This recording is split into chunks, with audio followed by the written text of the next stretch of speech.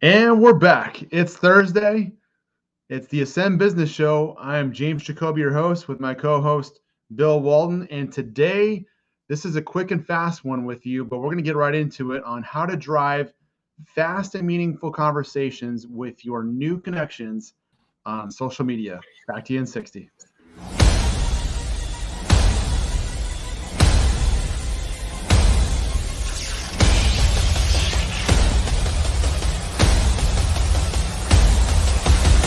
Power to pay. Power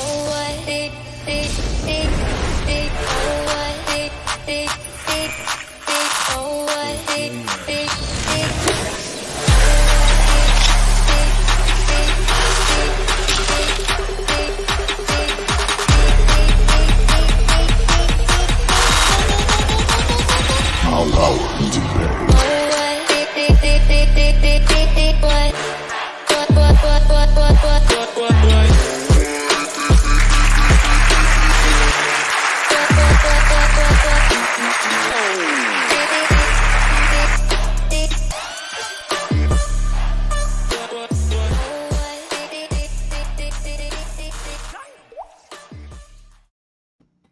And we're back. Welcome to the Ascend Business Show. Bill, good to see you again. James, great to see you. I'm not sure when I'm going to not get pumped by listening to our intro. So, I mean, you got to like your own stuff too. Yeah. If we didn't think it was cool, then we wouldn't do it. Right? Absolutely. So everybody, we talked on Tuesday about getting started on the right foot with your social media strategy and the really important components that go into your profile and your social channels. So if you didn't see that, go back and watch that at some point. We really, pick apart every little thing you need to know for all parts of your profile that matter when it comes to your branding, your messaging, and who you're trying to attract in your audience for what you do with your product or service that you sell. So today we're going to go one step further and we're going to focus on engagement, which is a huge part of social selling, as you may know. And we're going to get right into it on really the 1, 2, 3 steps that we recommend you take when it comes to new connections. If you're getting new connections daily on LinkedIn, on Facebook, on Instagram, and you want to be intentional with your efforts, we're going to show you exactly what to think about and what to do in this podcast. Well, that's awesome, James. And I'm going to hope that let's just see what our audience has had access to over the last month and a half or so. Probably 5 of our podcasts, 7 to 8 LinkedIn lives, an executive briefing, perhaps a nauseating amount of posts on LinkedIn. So I'm going to bank on the fact that you've all done a great job in generating more first connections on LinkedIn because you led with a giving hand is always full. You are deferential and respectful, but you're linking to the business acumen, who this person is, title and role, and having a hypothesis early on about the value of that connection. So today assumes that, number one, you've done that, which I'm going to say that you are. But today, in the spirit of Ascend Advisors, a little bit of the what, but a heavy dose of how. So I'm bringing the how today, James. The fastball is feeling good. I got my how glove on, so let's hit it. I love it. So let's get right into this because we actually get a cool view for you today. We're going to show you some graphics to just hit some main points we want to share with you. And here we go. It's right. It's teed up. It's ready to go. So this is really the social selling process. Bill, you want to show them what we're looking at here? Yeah, I do. And so I'm going to have to say that this process was developed with me looking over James' shoulder for the last year and a half. So I've just kind of distilled down what James has been sharing with the universe over the last couple of months, years. But we have gone to work and went to school on what actually should be the process of engaging credibly and knowing what to do and when. And I'll be honest with you, James and I, we're salespeople, we carry the bag, we're consultants, but we cannot stand administration. So when you hear the word process, think of it as meaningful steps and a pathway as opposed to some paperwork that you need to do. So I just wanted to be mindful of this process. So I've got 4 steps here for you, and they all have their own kind of energy and attitude and thinking around it. But the first one I really want to talk about is to make yourself successful.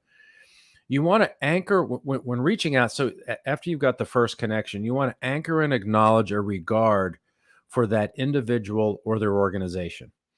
As soon as I have a first connection, I'm immediately looking to what they choose to share about themselves on their profile. I go to the company profile and test what the company is choosing to share about themselves, because there's a lot of energy and insight into what they're talking about and how they insert themselves into the marketplace.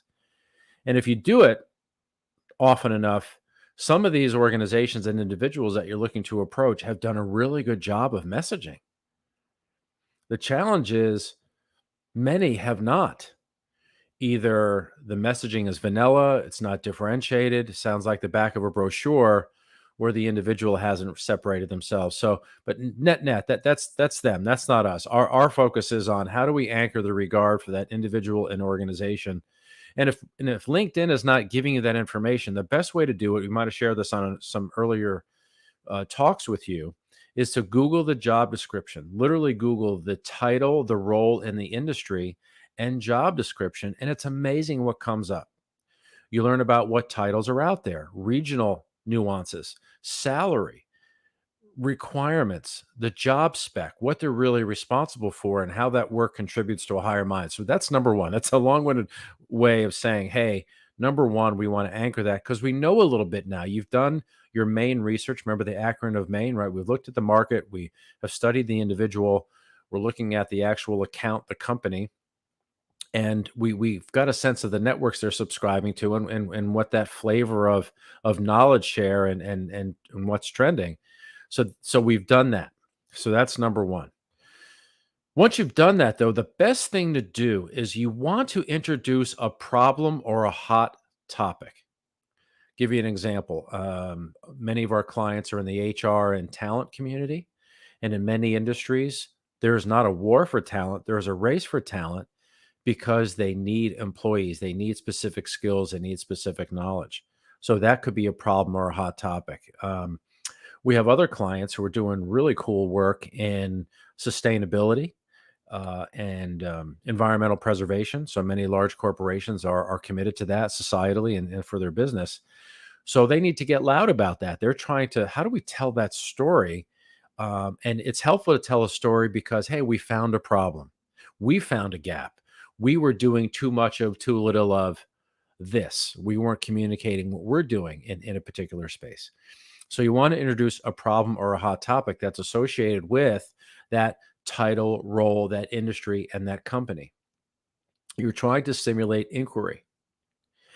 And that's where step 3 comes in, because you want to kind of start engagement by asking a question and its implications. So you might introduce a problem or a hot topic like the dearth of talent in maybe a high tech sector, right? Either you're in AI, you're data storage, or you have a really hot cybersecurity SaaS solution. And some of the issues around that is there are so many cybersecurity companies out there that have lots of merit, for example. But there's a little bit of blur in that space in terms of, well, what now is cybersecurity? How are you different than the other 200 companies? And who do you focus on, both the industry and individual? So you can ask that question, hey, what's your organization doing to kind of fight a little bit of this blur in that space that's been coming about? And because here's what we're seeing. You might add that, hey, I came across a company that had a really kind of nice, interesting take on their messaging. And so that gets me to number 4, if I can stay in this example with you, is suggest a conversation to maybe share more and engage. It's like, hey, listen, here's what I found, and here's some of the source of that information. If we got together, and you know what I've been doing, James, what's funny is I'll send, it's funny, if we can spend 10 to 15 minutes, I'll send :10. If we can spend :10, 15, 10 minutes, 15 minutes, and 10 to 15 minute calls, a quick Zoom, there's a lot that can happen in that amount of time. It's not like, oh gosh, what can we accomplish in 10 to 15 minutes? Mm-hmm. You can do that. So Well, let me come back to where we are. Anchor the regard for the individual and the organization. Come at it with the giving hand is always full, deferential, respectful, your hypothesis of value. Number two, we're introducing a problem or a hot topic. The burden's on us, the burden's on you to determine what that topic is or that problem, so you can get them ginned up about it and drive some emotion, some speculation, some hypothesis around what's next and what the implications are. And through that, you want to pose a question. That's step number three. And then four, you want to suggest a conversation. Now, to earn the right to get you to number four, you've had to do a little bit of this homework and attach yourself to this problem. We did that in a couple industries. For example, you've heard us talk about the insurance industry. Mm-hmm. In the insurance industry, they have carriers and they have the broker community. The carriers create the product, the policy. They insure the risk, and the broker partners, the agency environment, they go out and sell and maintain their client relationships. That business, that industry has really grown. It's got very competitive. In the top 50 of that business, they've grown through mergers and acquisitions. Now they're all high-fiving one another because they've increased their assets and their revenues and their employees. But now they've got to get back to profitability, and they've got to generate net new business.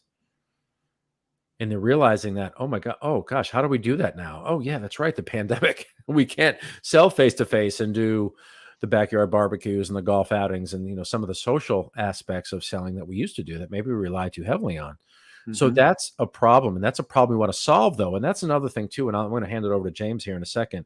Is these problems or topics that you're introducing, they have to be tangentially connected to what you guys do for a living, right? So it's not about the lack of rainforest deforestation of the rainforest in Brazil. Well, that doesn't connect to what you're talking about, probably not the place to start. So let me just kind of hand it over to James. Those are the 4 steps that we found that are critical because, as we spoke about before, I don't know if you can see it over my shoulder, my briefcase is somewhere, we still carry the bag. So I'm going to grab some oxygen and hand this over to James.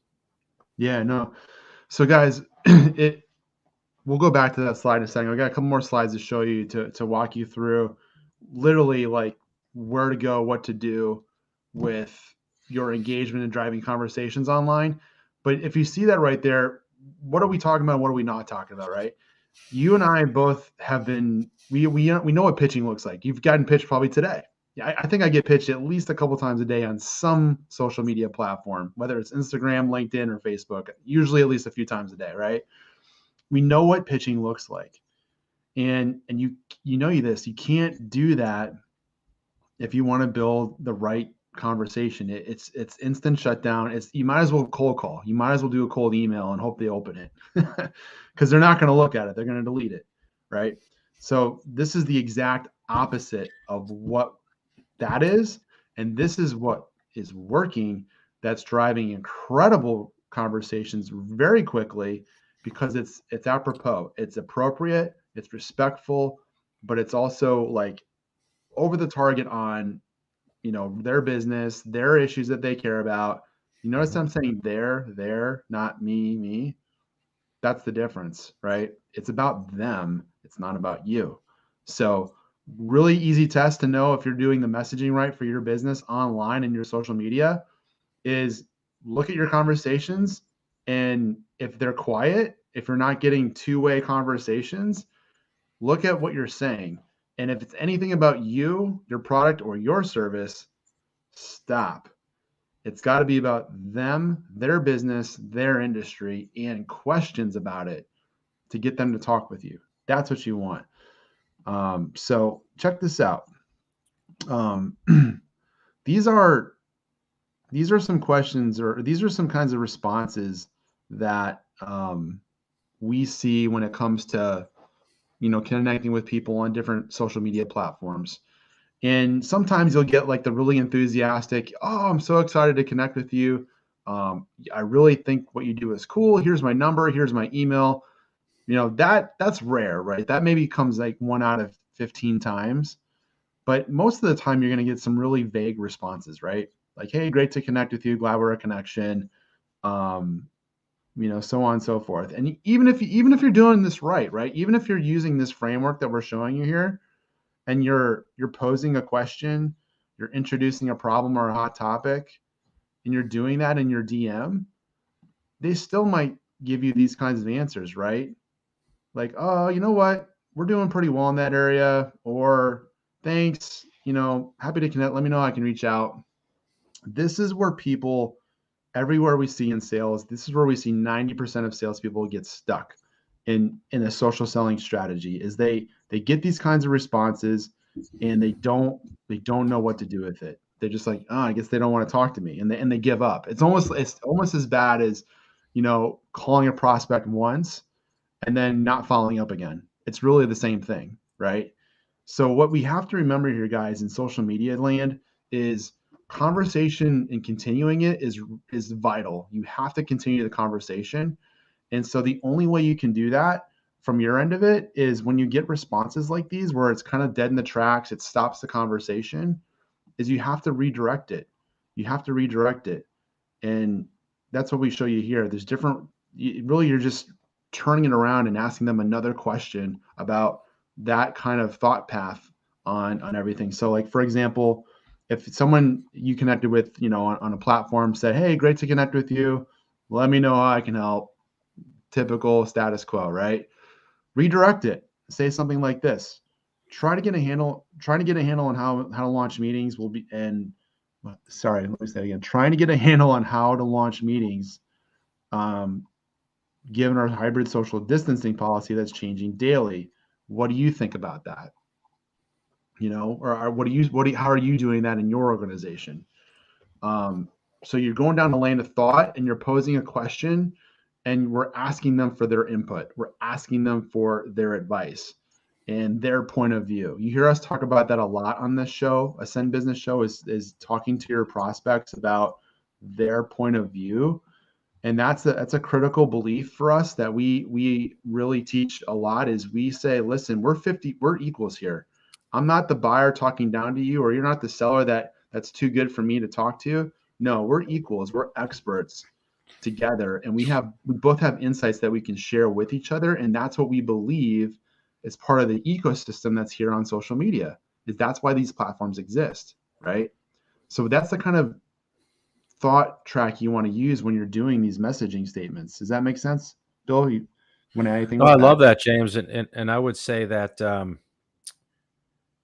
one of the things to be mindful of is to get over the hump of beyond like the vanilla response, or I call it the naked response. It really doesn't give you a lot of cues as to extending it. I have found an amazing result level, reaction when I ask people for coaching and advice. Hey, so that other response James had up, hey, we're doing really well in that area. Oh my gosh, congratulations. Hey, I was wondering if I could get some coaching and advice from you. I have a few clients that aren't. If you can share like your secret sauce or a couple things I could recommend to them, I'd be in your debt.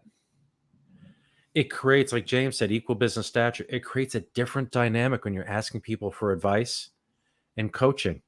Mm-hmm. It's in a way, it's a veiled compliment.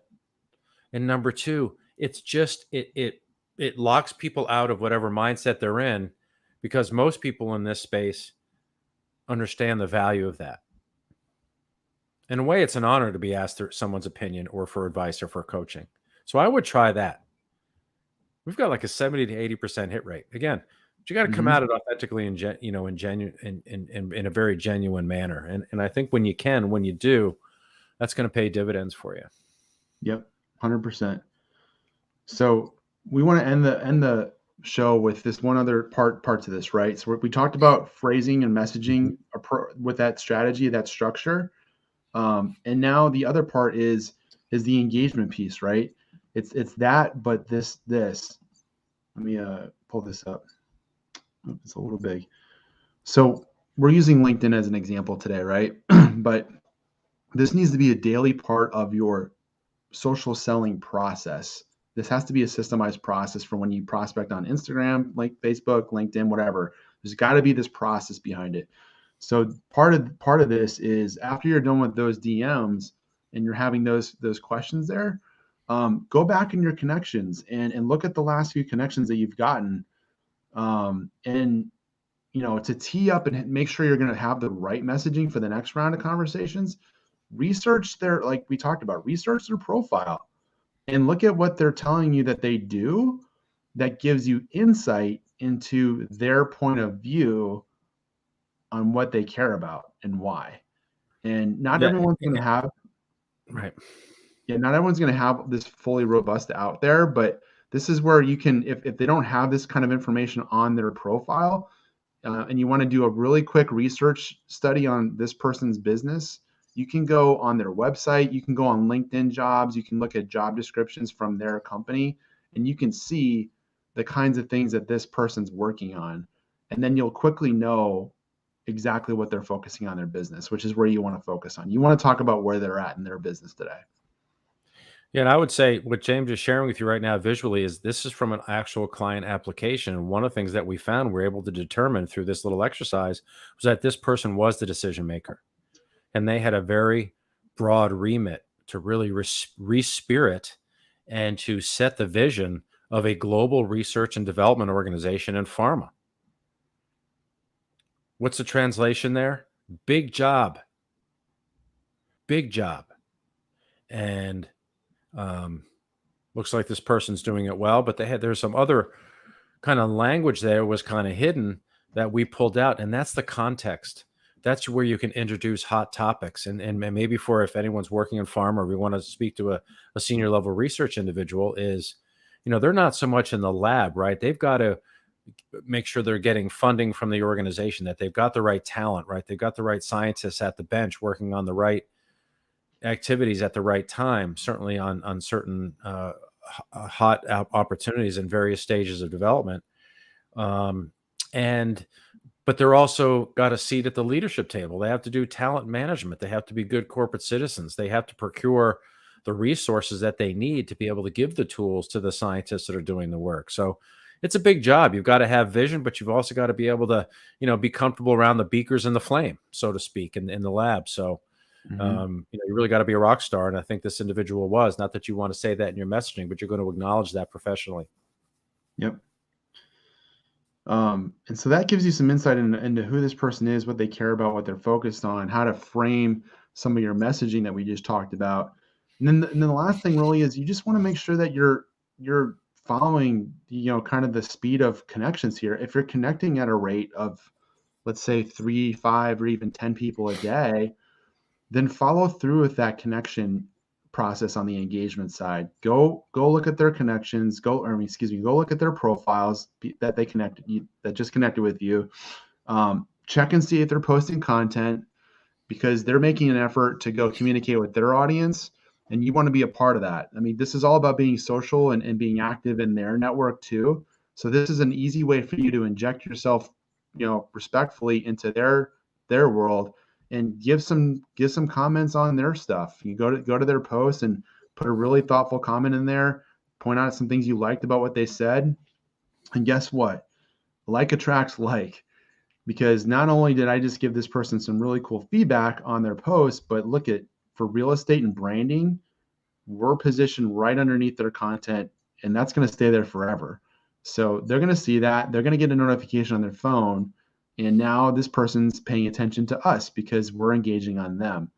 And what will happen if you've done this, what's next is, if we post content, which you need to post at least a few times a week, make sure it's meaningful, make sure your audience cares about it. Don't post it to post it. Do stuff that your audience will want to read.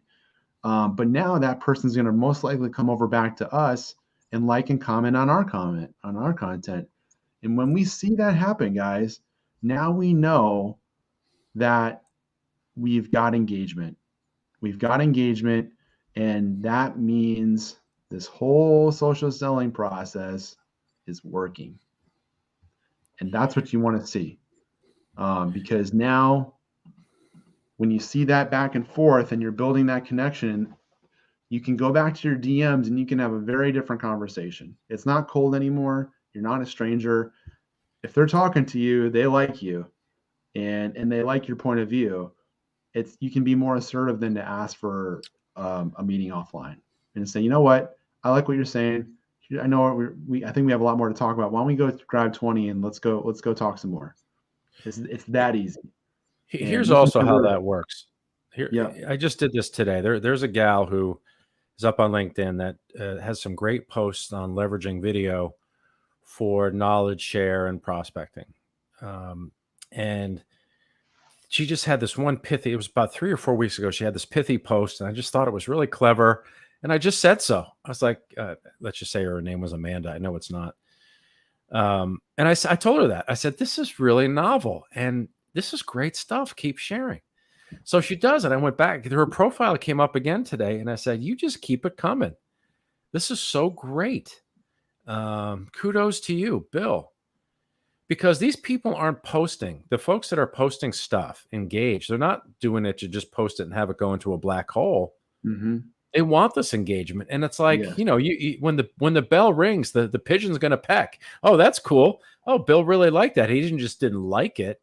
He actually took time out of his thumb scroll to write something and acknowledge this. So guess what that person's going to do? They're going to go to my profile and check me out, check James out, check you out, and see what you have to say. What's cool about your stuff? So they start promoting you and your network. So a little bit of reciprocity is kicking in here. We're not looking for a forced reciprocity, but this is how the energy game works. A giving hand is always full.